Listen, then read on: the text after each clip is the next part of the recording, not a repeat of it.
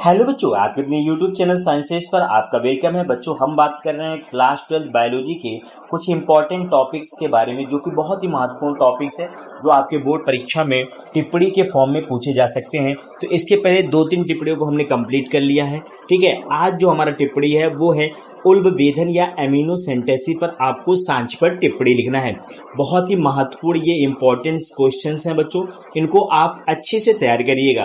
तो आइए देर ना करते हुए स्टार्ट करते हैं आज के अपने टॉपिक को, जिसका नाम है उल्बवेधन या एमिनो सिंथेसिस।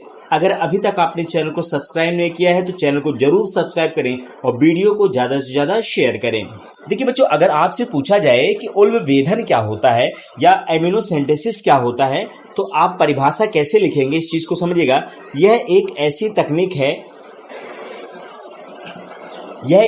तकनीक है जिसका उपयोग करके गर्भावस्था में भ्रूण की गुणसूत्रीय असामान्यता तथा अन्य अव्यवस्था की जानकारी के लिए किया जाता है।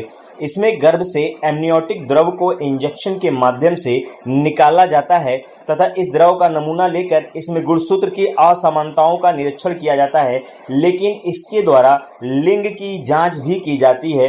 यही कारण है कि आजकल इस तकनीक का दुरुपयोग कन्या भ्रूण हत्या के लिए किया जाने लगा है। भारत सरकार ने लिंग परीक्षण को गैर कानूनी घोषित कर दिया है, या गैर कानूनी क्या कर दिया है, घोषित कर दिया है। तो बच्चों देखो, ये तो रही परिभाषा आपकी। क्या रही परिभाषा?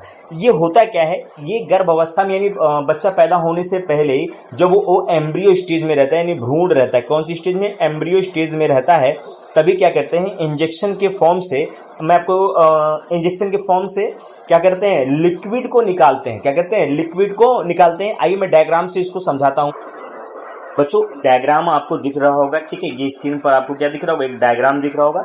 इस डायग्राम में क्या देख रहे हो कि जो गर्भ अवस्था में बेबी पल रहा है, यानी जो एम्ब्रियो स्टेज में ये जो बेबी है, ठीक है बच्चों, ये क्या है, जो बेबी है कौन सी स्टेज में, एम्ब्रियो स्टेज में, यानी भ्रूणीय अवस्था में ये जो बच्चा है, ठीक है, आपको दिख रहा होगा। इसमें क्या कर रहे हैं, एक इंजेक्शन या सिरिंज के फॉर्म में यहां से इसके चारों तरफ जो लिक्विड द्रव है उसको ये क्या कर रहे हैं, यहां पर ये ले रहे हैं। ठीक है, इसको निकालने के बाद, ठीक है बच्चों, क्या करने के बाद, निकालने के बाद ये चेक करते हैं कि ये जो बच्चा पल रहा है इसमें गुणसूत्र जो दिख रहे हैं, क्या उनमें कोई असमानता तो नहीं है, कोई जो बच्चा है वो विकलांग तो नहीं है, या उसमें कोई जेनेटिक डिसऑर्डर तो नहीं है, या फिर कोई उसमें बीमारी तो नहीं है। अगर मान लीजिए जेनेटिक डिसऑर्डर हो गया, मान लीजिए जेनेटिक डिसऑर्डर किसको बोलते हैं, एक ऐसी बीमारी जो माता पिता से बच्चों में ट्रांसफर होती है। ठीक है, यानी माता पिता से बच्चों में जो बीमारी आती है उसको जेनेटिक डिसऑर्डर बोलते हैं। हो सकता है इस बच्चे में जेनेटिक डिसऑर्डर हो, आगे चल के ये क्या हो, सोसाइटी के लिए खतरनाक हो। तो इन सब चीजों का हम क्या करते हैं, इसमें जांच करते हैं।